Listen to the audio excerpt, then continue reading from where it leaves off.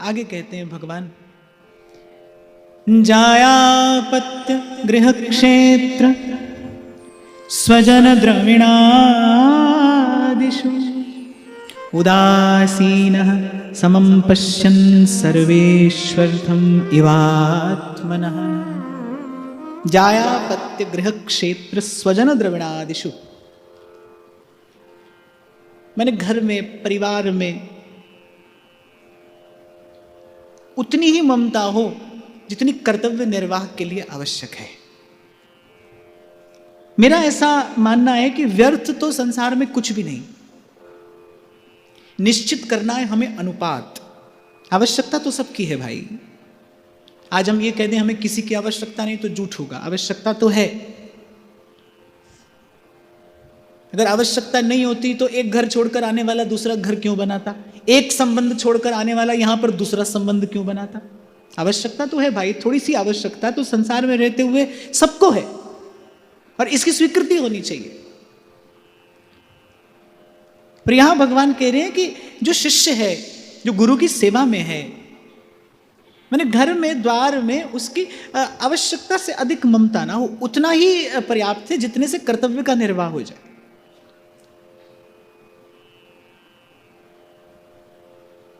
अब नगर में एक ब्राह्मण रहते थे, उनका विवाह हुआ। अब जैसे गृहस्थ आश्रम में प्रवेश किया तो बड़ी ममता हो गई उनकी पत्नी से, बड़े आसक्त हो गए वो उसमें। अब वो नित्य नई चीज मांगे। अब वो तो पहले तपस्वी ब्राह्मण थे, स्वयं का निर्वाह कर लिया करते थे। अब कैसे ये खेल चले? याचक बनना पड़ा, राजा के द्वार पर गए। अब बोले महाराज हम आपकी सब सेवा कर देंगे,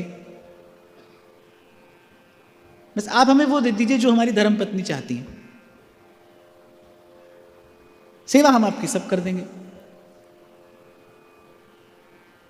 अब देखो जीव की यही दशा तो है, वो सेवा तो भगवान की करता है, पर उसके प्रतिफल में चाहता क्या है कि उसका संसार हष्ट पुष्ट बना रहे, उसका संसार फलता फूलता रहे, जो सगे संबंधी हैं उनका पालन पोषण होता रहे।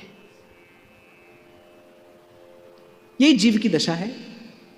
तो यहां भगवान कह रहे हैं जब तक ग्रह में, संसार में, अपने अपने परिवार के जनों में विशेष आसक्ति रहेगी, तब तक मेरी शरणागति पूर्ण रूपेण संभव नहीं। इसलिए मैं बहुत संभल कर, सावधानी पूर्वक ये बात कह रहा हूं कि भाई कर्तव्य का निर्वाह करने के लिए जितना आवश्यक है उतना तो करिए, पर उसके साथ साथ आत्म कल्याण का विचार भी करिए, सत्संग भी करिए, सच्चिंतन और साधन भी आपके जीवन में हो।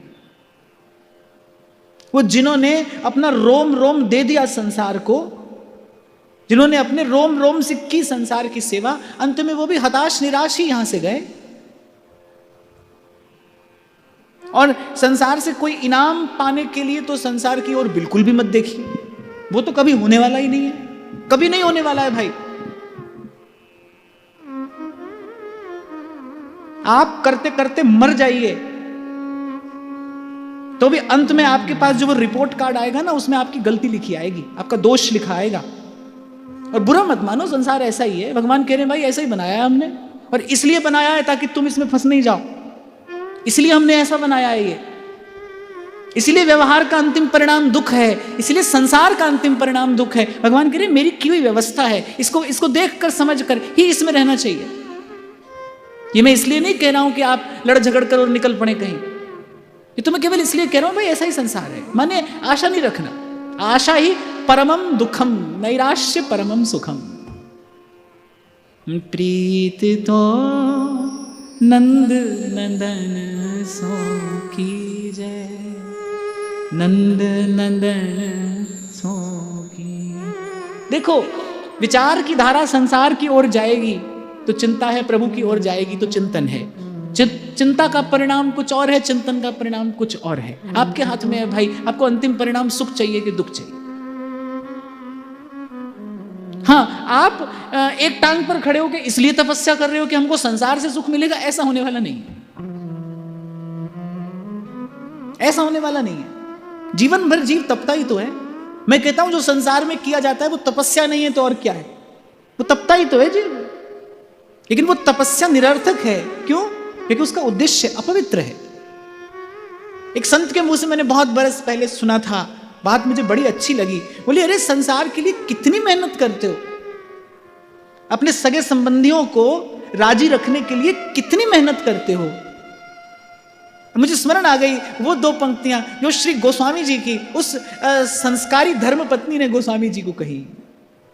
हाड मास को दे हम तामे इतनी प्रीत। बोले अरे तपस्वी ब्राह्मण, इस हार्ड मास के देह की आसक्ति में तो यहां तक चला आया, लोक की लाज और निंदा का भय भी त्याग कर।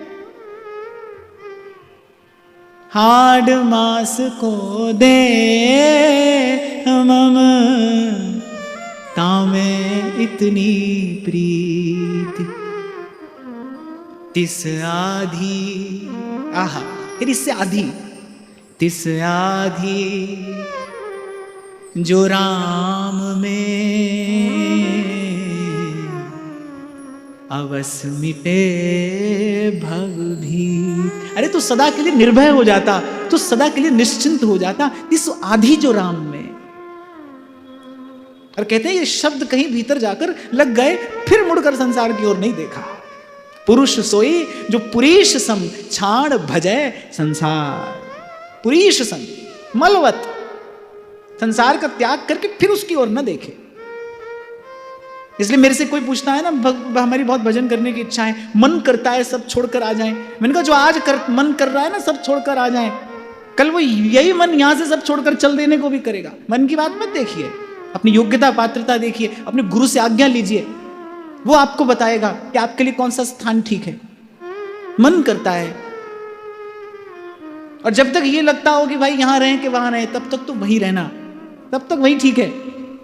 वहां से यहां आते कितने अच्छे लगते हो, अपने घर से, संसार से, परिवार से आते हो, यहां पर ठाकुर जी का दर्शन करने जा रहे हैं, सत्संग करने जा रहे हैं, सत्संग सुनने जा रहे हैं, कितने अच्छे लगते हो, कहते भी अच्छे लगते हो। यहां से वहां जाओगे, क्या मुख लेकर जाओगे? प्रभु को छोड़कर फिर संसार की ओर जा रहे हैं। श्री माधव दास जी जगन्नाथी, उनकी कथा का एक प्रसंग मुझे बड़ा प्रिय लगता है। कहते हैं कि जब यात्रा पर थे और मार्ग में अपना गांव आया, तो गांव के भीतर नहीं गए, गांव के बाहर ही कहीं किसी वट वृक्ष की छाया में रात्रि विश्राम कर रहे थे। और गांव की किसी स्त्री ने दौड़ कर जाकर माधव दास जी की माता से कहा कि अरे तेरा मधुआ आया है। और माधव दास जी की मां, अनेक अनेक प्रणाम ऐसी जननी को, ऐसी माता को, धन्य ऐसी माता। और माधव दास जी की मां क्या उत्तर देती है कि मेरा मधुआ कच्चा साधु नहीं है जो भगवान को छोड़कर घर चला आएगा। बोले वो कच्चा साधु नहीं है जो प्रभु के चरण छोड़कर और फिर इस संसार में चला आएगा। वो नारायण का भजन करने गया है, वो परम पद प्राप्त करने गया है, वो लौट कर क्यों आएगा? और कहते हैं कि माधव दास जी के मन में थोड़ी सी ये भावना थी कि मैं मां को जाकर प्रणाम कर लूं, और कर लेते तो कुछ अनुचित नहीं होता, कर लेते तो अनुचित नहीं होता। जननी किसी भी अवस्था में, किसी भी स्थिति में प्रणम्य है। कोई कितने भी शिखर पर क्यों नहीं पहुंच जाए, पिता को प्रणाम करे न करे, पर जननी सदा प्रणम्य है। कोई त्रिदंडधारी सन्यासी भी हो, और अगर जननी सन्मुख आती है तो उसे त्रिदंड के न्यास पूर्वक जननी को प्रणाम करना चाहिए, ऐसी शास्त्र की आज्ञा है। तो चले जाते तो कुछ अनुचित नहीं होता, पर जब मां के ये शब्द सुने तो कहते हैं माधव दास जी के नेत्र सजल हो गए। माधव दास जी को गर्व हुआ कि ऐसी जननी की कोख से मैं आया हूं, मुझे ऐसी मां ने अपने पेट में रखा है, जिसने कहा है कि अब वो लौट कर नहीं आएगा, अब उसे लौट कर नहीं आना चाहिए, वो भगवान की ओर गया है। तो इसलिए वहां से यहां आओ, बार बार आओ, हर बार आओ, पर यहां रहना तभी जब यहां से फिर लौट कर नहीं जाना हो। आज तो श्री जी ने हम सब के लिए बड़ी सुंदर व्यवस्था यहाँ पर कर दी है। थोड़ी सी व्यवस्था करो और यहाँ सुख चैन से रहो। तो मैं तो कहता हूँ बहुत देर तक अपने अपने कर्तव्य का निर्वाह करते रहो।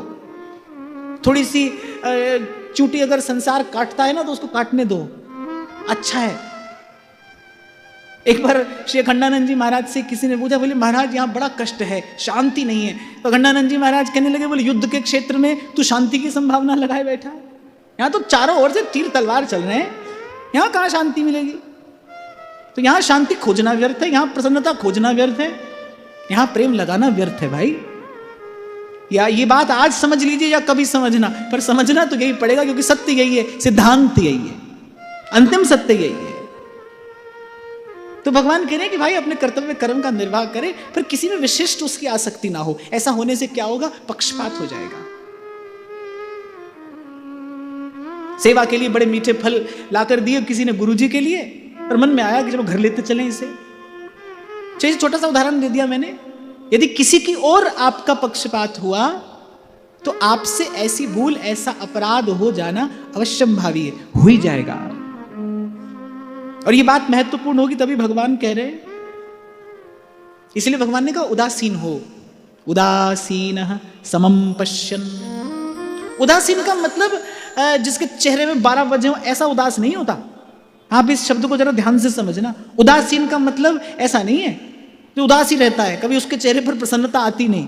अरे ब्रह्मभूत प्रसन्न आत्मा, भगवान का सेवक तो दास तो कभी उदास होता ही नहीं। उदासीन का अर्थ क्या है, जो आसक्ति रहित है, माने संसार को प्राप्त करने का उत्साह जैसे नहीं है।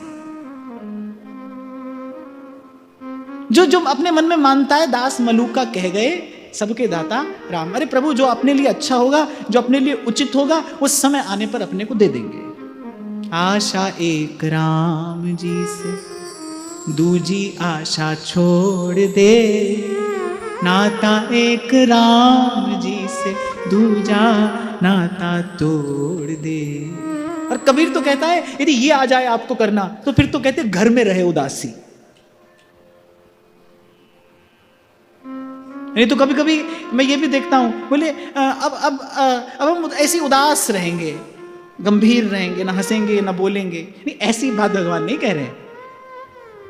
और मैं तो कहता हूं सदा ही मुस्कुराते रहिए, प्रसन्नता सदा रहे आपके मुख पर, प्रसन्नता का ही प्रसार हो आपके माध्यम से इस संसार में। कुछ और नहीं दे सकते संसार को, तो कम से कम हंसता मुस्कुराता चेहरा ही दिखा दो, उसमें तो कोई मोल नहीं लगता है।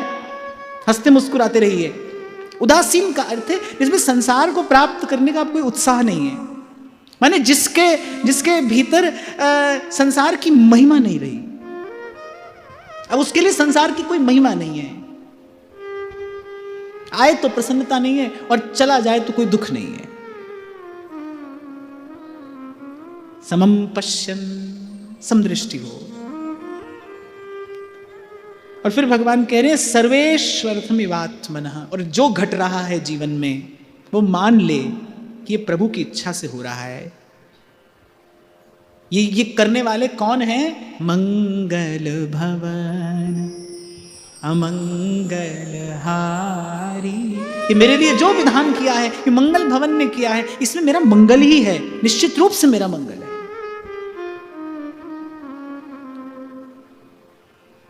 तो गुरु के लिए तो देखो भगवान ने बड़ी थोड़ी सी बात बोली, पर जब शिष्य की बात आई तो भगवान ने कहा ये सब गुण उसमें हो तब वो गुरु से वस्तु प्राप्त करने योग्य है।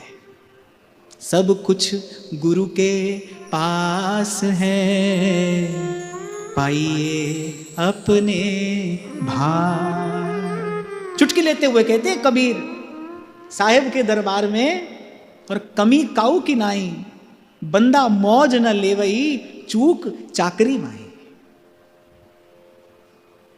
नहीं तो साहेब के दरबार में कमी काऊ की नाई। तो ऐसा गुरु हो और ऐसा शिष्य हो। फिर उद्धव जी ने भगवान से पूछा कि प्रभु बताइए बद्ध और मुक्त का लक्षण क्या है, कौन बद्ध पुरुष है, कौन मुक्त पुरुष है। तो भगवान ने कहा उद्धव जी थोड़ा कान इधर लेकर आओ।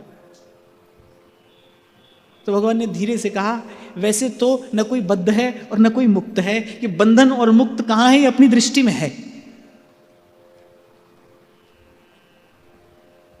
बंधन और मुक्ति क्या है, ये सब गुणों के प्रभाव के कारण होता है, त्रिगुण के प्रभाव के कारण होता है। पर फिर भी आपने पूछा है तो हम आपको बताते हैं। भगवान ने कहा है बद्ध कौन है? जो स्वयं को कर्ता मानता है, वो जो करेगा वो भरेगा भाई। इसको मोटी रीति से ही समझ लेना चाहिए, मोटी बुद्धि से ये बात समझ में आने वाली है। जो करेगा वो भरेगा, और जो करेगा और भरेगा वो, जोर से बोलो, मरेगा। जो करेगा वो भरेगा, और जो करेगा और भरेगा वो एक दिन मरेगा। और जो ना करेगा वो ना भरेगा, वो ना मरेगा, वो तो सीधे सीधे संसार सिंधु से तरेगा। सतरती सतरती सलोकांस तार्यति। कितना बड़ा काम करके आ जाते हैं हनुमान जी, फिर वो कहते नहीं नहीं मैंने नहीं किया है। नाथ ना कछु मोर प्रभुताई, सो सब तव प्रताप रघुराई। अरे हनुमान जी समुद्र तो आपने ही लांघा। हनुमान जी ने कहा वो भी प्रभु हमने नहीं किया। प्रभु मुद्रिका मेली मुख माही, जलधि लांघ गए अचरज नाही। वो भी कार्य प्रभु आपके कारण हुआ। महाराज बाणी में कहते हैं ना, करण करावण हार आपे आप हुक्म है अंदर सबको, बाहर हुक्म न कोई। जी जंत सब तुद उपाय, जित जित पाणा तित तित लाए। सब कुछ कीता तेरा होवे, सब कुछ कीता तेरा होवे। नाहिन किछ असाड़ा जी, नाहिन किछ असाड़ा जी। तू मेरा राखा सबनी थाई, तू मेरा राखा सबनी थाई। तापो के हा काड़ा जी, तापो के हा काड़ा जी। एक बार एक आदमी रेल में कुछ सफर कर रहा था, कहीं से आ रहा था, देखा बहुत बड़ा सुंदर सा बक्सा रखा था, उसमें एक एक करके सब उतर गए। सुंदर बक्सा था। अब उसने सोचा भाई कोई नहीं ले गया तो हमारा ही है। अब जब स्टेशन आया तो बक्सा लेकर उतरने लगा। अब पुलिस नीचे खड़ी थी। बोले हाँ भाई किसका है? बोले हमारा है। बोले पूरा ही तुम्हारा है? बोले कैसी बात करते हो, आधा किसी और का होगा क्या? पूरा ही हमारा है। ये पुलिस ने पूछा मैंने भीतर से भी तुम्हारा बाहर से भी तुम्हारा? बोले हाँ हाँ बिल्कुल भीतर बाहर से हमारा ही है। तो पुलिस ने कहा इसके लिए रुपया पैसा कुछ दिया हो तो रसीद दिखाओ।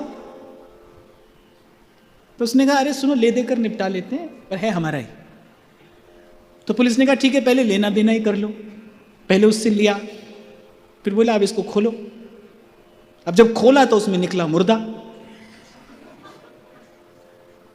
अब तो कहीं नहीं हमारा नहीं है। पुलिस ने अरे ये तो भीतर से भी तुम्हारा और बाहर से भी तुम्हारा और पूरा ही तुम्हारा, और अभी अभी इसकी रसीद और ली तुमने।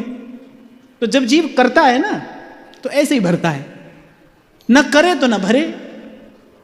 तो बद्ध पुरुष का लक्षण क्या है? जो कहता है मैं करता हूं, मैंने किया। ठीक है आपको अपने किए भले का यदि शुभ परिणाम मिलेगा, पर ध्यान रखना फिर अशुभ भी है। और एक और बात इससे आगे की ध्यान रखना, बंधन तो शुभ और अशुभ दोनों के कारण होगा। पिंजरा तो दोनों के कारण मिलेगा भाई, पिंजरा दोनों के कारण मिलेगा। तो जिसकी कर्तृत्व बुद्धि है, भगवान शंकराचार्य तो कहते हैं कर्तृत्व भोक्तृत्व लक्षण संसार। भगवान शंकराचार्य कहते हैं इसी का नाम संसार है।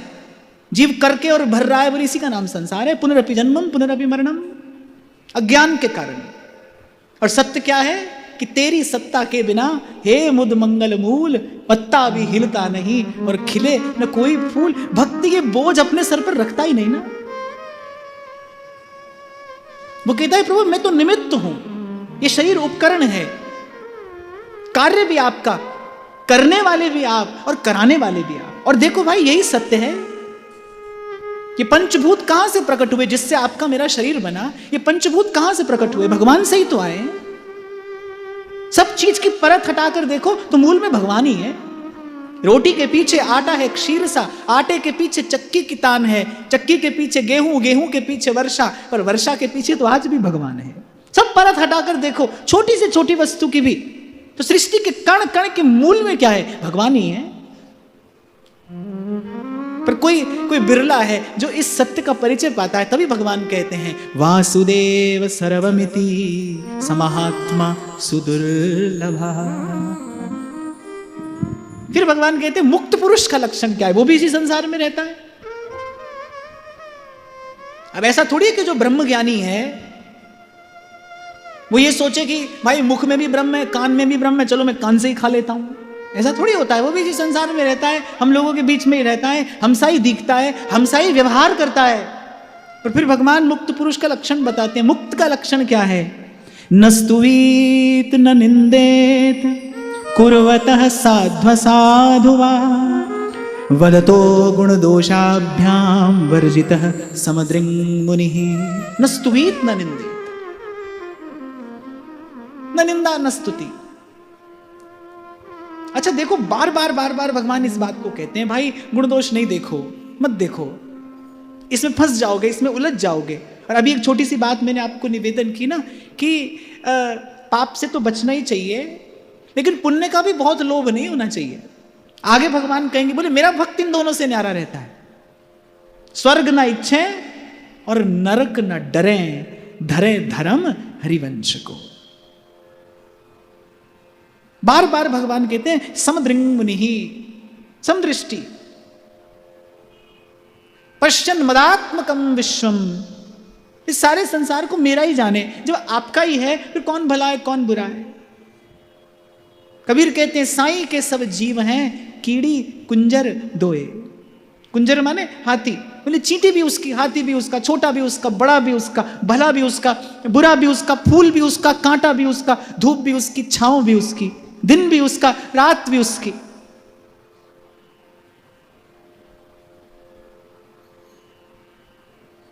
तो जो ऐसा जानता है। और एक और बात मैं यहां स्पष्ट कर रहा हूं, भगवान ने कहा है भाई व्यवहार वो असामान्य व्यक्ति की तरह ही करता है, लेकिन भीतर से जानता है, अपने भाव में, अपनी वृत्ति में वो संसार नहीं आने देता। अब एक ब्रह्मज्ञानी के पास उसका मित्र आएगा और कोई साधु आ जाए तो मित्र का सत्कार मित्रवत किया जाएगा, साधु का सत्कार साधुवत किया जाएगा। पर लेकिन मूल में वो देखता दोनों में एक ही ईश्वर की सत्ता है। मित्र आ जाए, शत्रु आ जाए।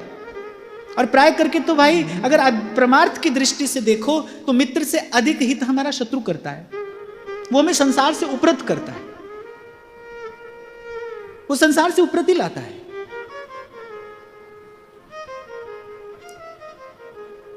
जो भी प्रतिकूल है वही तो संसार से उपरत करता है। संसार से कब बचोगे? जब संसार का कांटा लगेगा। अगर संसार फूल ही हो तो छाती से लगाए रहोगे कि नहीं? कांटा है तभी तो इससे बचने का प्रयास किया जाता है। तो कांटा बुरा कैसे हुआ? इसलिए भक्त बड़ा विचार कर कहता है कि हे प्रभु, फूल से आप में अनुराग होता है। हम गाते हैं ना, तेरे फूलों से भी प्यार, तेरे कांटों से भी प्यार। क्यों कहते हैं ऐसा? फूल से प्रभु आप में अनुराग होता है। फूल देखकर, फूल की सुंदरता, सुकुमारता देखकर मन कहता है कि जिसकी रचना इतनी सुंदर वो कितना सुंदर होगा। फूल को देखकर आप में अनुराग होता है और कांटे को देखकर संसार से बैराग होता है। तो दोनों ही काम के हैं भाई, वो भी काम का है। तेरे फूलों से भी प्यार, तेरे कांटों से भी प्यार। तो भगवान कह रहे ऐसी दृष्टि है उसकी। आगे कहते हैं न कुर्यान्न वदेत् किंचन ध्यायेत् साध्व साधुवा आत्मा रामो नया वृत्त्या विचरेत् जडवन् मुनिः। और फिर भगवान कह रहे सब कुछ जानता हुआ भी अनजान बना रहता है। ये बड़ी पते की बात भगवान ने कही। मैं उस दिन आपको कह रहा था ना, बहुत गुणवान आप संसार को दिखाई पड़े तो संसार छोड़ेगा नहीं। एक बार एक व्यक्ति एक महात्मा का दर्शन करने जा रहे थे। उनके घर में एक तोता था, बोलने वाला तोता। अब व्यक्ति जब जाने लगा तो बड़ा प्रेम करता था वो अपने तोते से, और संसार जिससे प्रेम करता है उसको पिंजड़े में रखता है। प्रभु जिससे प्रेम करते हैं उसे स्वतंत्र करते हैं, संसार जिसे प्रेम करेगा उसे पिंजड़े में बांध कर रखेगा। ये संसार की रीति है, यही संसार का प्रेम है भाई। तो बड़ा प्रेम करता था अपने तोते से। कहने लगा मैं उस सिद्ध महात्मा का दर्शन करके आता हूं। तोते ने कहा सिद्ध है? बोले हाँ। बोले एक सवाल हमारा भी पूछना, हम इस पिंजड़े से कैसे छूटेंगे? अरे क्या फालतू की बात करते हो, पर चलो पूछ लेंगे। अब गए महात्मा के पास, पूछा। बोले हमारे तोते ने एक सवाल पूछा है, इस पिंजड़े से कैसे छूटेंगे? सुनते ही महात्मा बेहोश होकर गिर पड़े। अब व्यक्ति को लगा क्या हुआ, महात्मा जी कैसे अस्वस्थ हो गए। पानी आनी डाला उन पर, होश आया महात्मा जी को। तो आपने हमारे प्रश्न का उत्तर नहीं दिया, हमारे तोते ने पूछा है पिंजड़े से कैसे छूटूंगा। महात्मा फिर बेहोश होकर गए। अब तो उस व्यक्ति ने कहा भाई यहां से निकल जाने में हित है। अब जैसे घर में प्रवेश किया तोते ने राम राम बोला। अरे अरे क्या राम राम, कैसा सवाल पूछते हो तुम? 2 बार महात्मा से पूछा और दोनों बार वो बेहोश होकर गिर पड़े। तोता बुद्धिमान था, उसने कहा मुझे उत्तर मिल गया। अब अगले दिन सुबह सुबह तोता बेहोश पड़ा है पिंजरे में।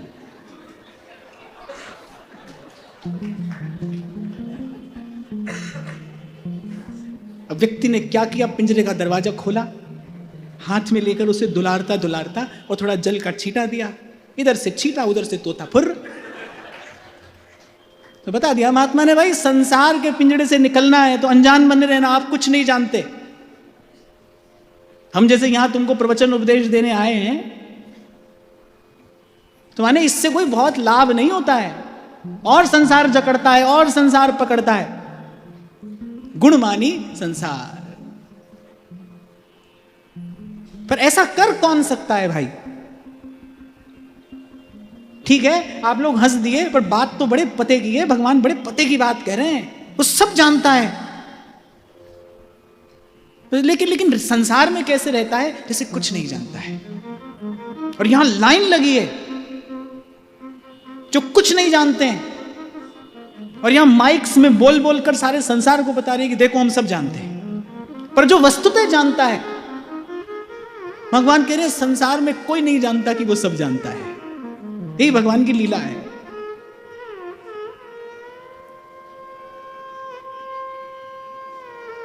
तो मौन होकर यदि आप जानते हैं तो मौन होकर उसका आस्वादन करिए। और मैं ये कह रहा था कौन कर पाएगा ऐसा? इसको केवल भगवान चाहिए भाई,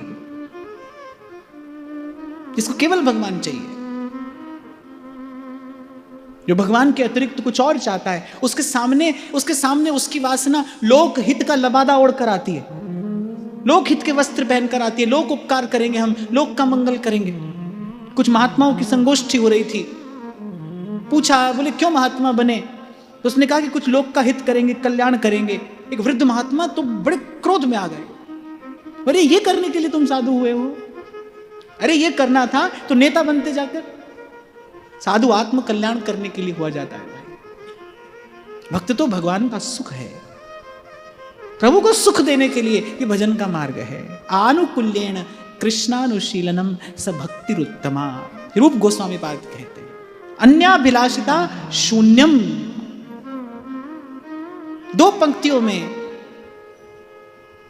रूप गोस्वामी पाद ने मानो गागर में सागर भर दिया है। कह रहे अन्याभिलाषिता शून्यम ज्ञान कर्माद्यनावृतम आनुकूल्येन कृष्णानुशीलनम स भक्तिरुत्तमा। इसलिए भजन का मार्ग है। आज यहां पर सूचना कर दो कि महाराज जी सर पर हाथ रखते हैं और सब दुख दूर हो जाते हैं। कल कम से कम तुमको बैठने की जगह नहीं मिलेगी। देखो यहां पर कैसी कतार लगती है। संसार तो भाई इसी प्रतीक्षा में खड़ा ही है। तभी तो हमारे व्यास जी कहते हैं सच्ची बात कहने वाले भी थोड़े और सुनने वाले भी थोड़े। आरत व्यास पुकारत बन में, आरत व्यास पुकारत बन में, थोड़े ही लोग सुनैया रे भैया, वृंदावन साचो धन भैया, वृंदावन साचो धन भैया। कनक कूट कोटिक लगत जिए, कनक कूट कोटिक लगत जिए। भजिए कुंवर कन्हैया रे भैया, वृंदावन साचो धन भैया, वृंदावन साचो धन भैया। तो आज की वार्ता यहीं श्री जी के चरणों में निवेदन करते हैं। कुछ देर के लिए प्रभु का नाम उच्चारण करेंगे। महाराज श्री के चरणों में प्रणाम। आप सबके हृदय स्थित प्रभु को नमन।